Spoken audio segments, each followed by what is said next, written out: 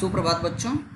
आज के इस वीडियो के माध्यम से आपको कवि और लेखक के जीवन परिचय और साहित्यिक परिचय से संबंधित फॉर्मेट भी समझाया जाएगा और साथ ही साथ आपको कुछ थोड़ा सा जनसंचार जो आपकी अतिरिक्त पाठ्य पुस्तक है, जो जनसंचार और अभिव्यक्ति नाम से आपके पाठ्यक्रम में सम्मिलित है, उस पुस्तक के उद्देश्य के बारे में भी थोड़ा सा आपको बताया जाएगा। तो कवि या लेखक का जीवन एवं साहित्यिक परिचय हिंदी ऐच्छिक का एक अनिवार्य प्रश्न आता है 5 अंक का। तो आपके हिंदी ऐच्छिक के पाठ्यक्रम में कवि अथवा लेखक का जीवन परिचय या साहित्यिक परिचय लिखने को आता है, जिसके लिए 5 अंक निर्धारित हैं। तो 5 नंबर का एक क्वेश्चन होता है। तो इसमें अब आप आगे देखेंगे कि आपको क्वेश्चन में दिया क्या जाता है। तो आपको इसमें क्वेश्चन में 2 कवि के नाम लिखे हुए आते हैं या 2 जो प्रोज राइटर हैं उनके नाम लिखे हुए आते हैं और बीच में दोनों के अथवा होता है। यानी कुल मिला के आपको 4 व्यक्तियों के नाम दिए जाएंगे, जिनमें से 2 आपके कवि होंगे और 2 आपके लेखक होंगे, और इन 4 में से केवल एक का आपको जीवन परिचय लिखने के लिए आता है। अर्थात 4 में से किसी एक का जीवन और साहित्यिक परिचय लिखने के लिए आपको कहा जाएगा और आपको केवल एक का ही लिखना है। अब ये बात आप पर डिपेंड करती है कि इन 4 में से आपकी तैयारी किसकी ज़्यादा अच्छी है और किस पर आप ज़्यादा से ज़्यादा अच्छा लिख सकते हैं। तो केवल आप उस कवि या लेखक का चयन करेंगे, क्योंकि आपको ऑप्शन मिल गया है बहुत ज़्यादा। आपको केवल उस कवि या लेखक का चयन करना है जिसके बारे में आपको वास्तव में सही और सटीक जानकारी हो। तो आपकी चॉइस है कि आप उनमें से किसी भी कवि का अथवा किसी भी लेखक का एक का चयन अवश्य करेंगे। कवि का परिचय और लेखक का परिचय, इन दोनों के प्रारूप में थोड़ा सा अंतर है जो आपको समझना बहुत ज़रूरी है। यानी आप अगर कवि का चयन करते हैं तो थोड़ा आपको अलग तरीके से लिखना होता है, और यदि किसी प्रोज राइटर का चयन करते हैं तो लिखने का तरीका थोड़ा सा बदल जाता है।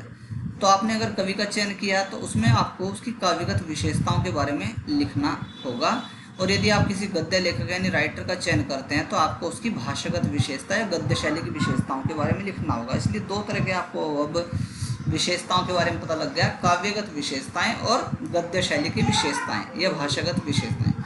अब काव्यगत विशेषता आपको किसकी लिखनी है? कवि की लिखनी है। भाषागत विशेषता किसकी लिखनी है? आपको राइटर की लिखनी है। अब आते हैं हम कि प्रमुख हेडिंग कौन कौन से हैं, मुख्य हेडिंग कौन कौन से हैं। तो मुख्य हेडिंग में सबसे पहले आपको जीवन परिचय हेडिंग डालना होगा। इस जीवन परिचय में आप उस कवि अथवा लेखक का जन्म तिथि अथवा जन्म वर्ष, कभी कभी आपको केवल जन्म तिथि नहीं मिलती, आपको जन्म वर्ष ही लिखा हुआ मिलता है, तो कोई बात नहीं, आप जन्म वर्ष लिख सकते हैं। जन्म स्थान का उल्लेख करेंगे, किस राज्य में जन्म हुआ, केवल राज्य भी हो सकता है या एग्जैक्ट अगर स्थान आपको लोकेशन पता है तो वो आप लिखेंगे। और उसके माता पिता के नाम की जानकारी भी आप इसमें देंगे। माता पिता के नाम की जानकारी अगर ज्ञात नहीं है तो कोई बात नहीं है, कोई आपके नंबर नहीं कटने वाले। उसके बाद उनकी जो स्कूली एजुकेशन कहाँ से हुई है और उसकी हायर एजुकेशन यानी कॉलेज एजुकेशन या यूनिवर्सिटी एजुकेशन कहाँ से हुई है, इसके बारे में आप संक्षेप में जानकारी देंगे। और साथ ही उस व्यक्ति के जीवन में होने वाली जो प्रमुख घटनाएं हैं उन घटनाओं के बारे में भी आप बताएंगे। तो ये हो गया आपका उनका कवि का या लेखक का जीवन परिचय। अब अगला हेडिंग आता है आपका साहित्यिक परिचय का। तो साहित्यिक परिचय जैसे कि नाम से स्पष्ट है, इस हेडिंग में आपको क्या क्या लिखना है कि साहित्य के क्षेत्र में उस व्यक्ति की रुचि होने का कारण क्या था, साहित्य में आने की प्रेरणा उस व्यक्ति को कहाँ से मिली, साहित्यिक संस्थाओं और साहित्यिक व्यक्तियों से उसका संपर्क किस तरह से हुआ, या किन किन व्यक्तियों के प्रति, संस्थाओं के प्रति उनका झुकाव या लगाव रहा, और किन साहित्यिक संस्थाओं से वो किस रूप में जुड़े और उन्होंने किस समाचार पत्र अथवा पत्रिका का संपादन किया, ये आपको उनके साहित्यिक परिचय वाले हेडिंग में डालना है। उसके बाद बच्चों आता है तीसरा हेडिंग प्रमुख रचनाएं। तो जिस भी कवि या लेखक का आपने चयन किया है उसके द्वारा आपने जितनी भी किताब में आपके जीवन परिचय वाले खंड में उसकी रचनाएं हैं, उन रचनाओं को याद कर लेना है। साथ ही साथ ये भी याद कर लेना है कि कौन सी किताब कौन सी विधा में लिखी गई है। उसके बाद अगला हेडिंग बच्चों आता है पुरस्कार या सम्मान का। तो पुरस्कार और सम्मान में आप क्या करेंगे, ये ज़रूरी नहीं कि हर राइटर को या हर कवि को पुरस्कार या सम्मान मिला हो। तो जिनका आपको पता है, जो आपके पाठ में दिए गए हैं, जिनको पुरस्कार या सम्मान मिला है, तो उसका ही आप वहाँ पे उल्लेख करेंगे, हेडिंग डालेंगे, अन्यथा हेडिंग डालने की आवश्यकता ही नहीं है। तो कवि और लेखक को मिलने वाले पुरस्कार और सम्मान का विवरण आप उसमें देंगे। पुरस्कार या सम्मान देने वाली संस्था का नाम भी लिखेंगे और उस रचना का नाम भी लिखेंगे या उनके उस पर्टिकुलर कंट्रीब्यूशन के बारे में लिखेंगे जिस पर वह पुरस्कार या सम्मान उनको मिल रहा हो। पांचवा जो हेडिंग है वो काव्यगत विशेषता है भाषागत विशेषताओं का है। जैसे कि आपको पहले बताया गया है कि काव्यगत विशेषता केवल कवि की होती हैं और भाषागत विशेषता या गद्य शैली की विशेषता राइटर की होती हैं। तो अगर आपने कवि का चयन किया है तो आप काव्यगत विशेषताएं हेडिंग लिखें, और यदि कवि का ना करके आपने किसी लेखक का चयन किया है तो आप भाषागत विशेषताएं या भाषा शैली की विशेषताएं या गद्य शैली की विशेषताएं ये हेडिंग डालेंगे। तो यहाँ आपका हेडिंग थोड़ा सा वेरी कर जाएगा।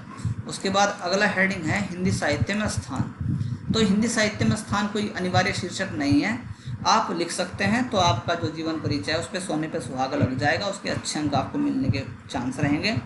तो इसमें लिखना क्या होता है, इस सब टाइटल में आपको लिखना होता है कि उस कवि या लेखक का साहित्य में किस तरह से योगदान रहा, साहित्य में हम उसको क्यों महत्वपूर्ण मानते हैं, तो उसके बारे में थोड़ी सी प्रशंसा वाले शब्द हमें लिखने होते हैं और उनके योगदान का धीरे धीरे उल्लेख भी करना होता है। अब अंतिम हेडिंग है निधन। निधन हेडिंग केवल बच्चों तब डालना है जब लगे आपको कि वास्तव में उस व्यक्ति का निधन हो चुका है। अभी भी कुछ राइटर्स ऐसे हैं आपकी क्लास में कि जो अभी तक निधन जिनका नहीं हुआ है, तो ऐसा मत कर देना, ठीक है, यानी जीते जी मत मार देना उनको। तो उनको केवल उनका ही निधन का उल्लेख, निधन में क्या लिखना होता है, डेट या ईयर, वर्ष और उस स्थान का उल्लेख जहाँ उनकी मृत्यु हुई है। और यदि कोई जानकारी नहीं है तो कोई ज़रूरी नहीं कि आपसे सारी चीज़ें पूछी जाएंगी। तो अब ये तो बात हो गई आपकी जीवन परिचय और साहित्यिक परिचय लिखने के लिए। अब हम जनसंचार पुस्तक की बात करते हैं। तो जनसंचार के बारे में आपको बताया गया था, मैंने बताया था आपको कि जनसंचार अभिव्यक्ति और माध्यम आपकी एक अतिरिक्त पाठ्य पुस्तक है, जो आपकी जो कोर टेक्स्ट बुक्स हैं, जो इनमें आपका अंतरा और अंतराल आता है, आपको एक अलग से पुस्तक है जिसका नाम है जनसंचार अभिव्यक्ति और माध्यम, उसकी भी आपको तैयारी करनी है। तो उसमें क्या है, वो किताब आपको सीधा मास मीडिया से जोड़ती है। मास मीडिया का मतलब है कि आपको समाचार आपने देखते हैं, टीवी पे देखते हैं, आप अखबार में पढ़ते हैं समाचार, ठीक है, या मैगजीन्स में आपने कोई कॉलम पढ़ा, किसी ज्वलंत मुद्दे पे किसी विद्वान के विचार पढ़े, तो ये सारी चीज़ें आपको जो जनसंचार आपकी पुस्तक है उसके माध्यम से, रचनात्मक लेखन इत्यादि उसके माध्यम से पता चलता है। तो हम यहाँ केवल अभी एक पाठ का जिक्र कर लेते हैं जो जनसंचार पुस्तक का पहला पाठ है। तो आपको उद्देश्य पता लग गया होगा पुस्तक का क्या है, कि आपको सीधा मास मीडिया से जोड़ना, यानी जनसंचार जो है वो पुस्तक आपको सीधी कहाँ लेके जाती है कि आप एक अच्छे समाचार वाचक बन सकें, एक समाचार वाचक के साथ साथ एक अच्छे संवाददाता बन सके इत्यादि। तो इसमें एक पहला पाठ आता है जिसको हम कहते हैं संचार, ठीक है। तो संचार क्या होता है, हम थोड़ा सा इसको समझ लेते हैं। तो संचार जो शब्द है वो संस्कृत भाषा की चर धातु से बना हुआ है। चर का मतलब होता है चलना, चलना अर्थात एक जगह से दूसरी जगह पहुंचना। जब कोई सूचना या संदेश एक व्यक्ति से दूसरे व्यक्ति तक पहुंचता है तो उसको हम संचार कहते हैं, और जिस व्यक्ति से संदेश चलता है या सूचना चलती है उसको हम संचारक कहते हैं या स्रोत कहते हैं। तो एक एक करके आप संचार प्रक्रिया के सारे घटकों को समझ लें। संचारक वह व्यक्ति होता है जिससे कोई संदेश या सूचना चलती है, उसे हम संचारक या स्रोत कहते हैं। फिर उसके बाद अगला जो पड़ाव है वह है कूटीकरण या एनकोडिंग। तो इसका मतलब ये होता है कि संदेश को या सूचना को जब हम समझने योग्य कूट यानी भाषा यानी कोड में बांधते हैं तो यह प्रक्रिया कूटीकरण या एनकोडिंग कहलाती है। अगली बात है कि कूटवाचन क्या होता है। तो कूटवाचन का अर्थ होता है कि कूटों में बंधे हुए जो संदेश हैं, कोड में बंधे हुए जो संदेश हैं उसके अर्थ को समझना, यानी जो कोड लैंग्वेज में लिखा हुआ है उस कोड लैंग्वेज को समझना, ये क्या कहलाता है, कूटवाचन या डिकोडिंग कहलाता है। फिर है संचार प्रतिक्रिया या फीडबैक। तो संदेश को पाने के बाद जब प्राप्तकर्ता अपना जवाब या उत्तर भेजता है, देखो मैं किसी के साथ में फ़ोन पे बात कर रहा हूँ तो उधर से हाँ हूँ तो कुछ करेगा ही वो, जो उधर से उसका हाँ हूँ आता है या किसी प्रश्न का वो उत्तर देता है तो वो उसकी कहलाती है प्रतिक्रिया या फीडबैक। तो संचार की भाषा में इसको प्रतिक्रिया या फीडबैक कहते हैं। और यदि प्रतिक्रिया नहीं आती तो इससे यह पता लगता है कि संदेश उस प्राप्तकर्ता को मिला ही नहीं जिस तक हमने संदेश भेजा था, या ठीक ठाक अवस्था में उसको नहीं मिला। अगला घटक है प्राप्तकर्ता। प्राप्तकर्ता वो होता है जो संदेश को पाता है, उसको हम प्राप्तकर्ता कहते हैं। इसके अलावा एक और इसमें एक तत्व आता है, वो होता है शोर। हालांकि इसमें संचार प्रक्रिया में उसको जोड़ा नहीं जाता, लेकिन वो संचार प्रक्रिया का एक आवश्यक अंग माना जाता है। संचार प्रक्रिया में आने वाली तकनीकी बाधा या रुकावट को हम शोर कहते हैं। इस तकनीकी बाधा या रुकावट के कारण संदेश जो है वो प्राप्तकर्ता को या तो मिलता ही नहीं है या ठीक अवस्था में नहीं मिल पाता। तो संचार प्रक्रिया में शोर वह तकनीकी बाधा या रुकावट है जिसके कारण संदेश अपने प्राप्तकर्ता को नहीं मिल पाता या ठीक से नहीं मिल पाता। तो एक टेक्निकल फॉल्ट होता है। तो बच्चों, इस वीडियो के माध्यम से केवल आज को आपको इतना ही बताया जाता है। धन्यवाद।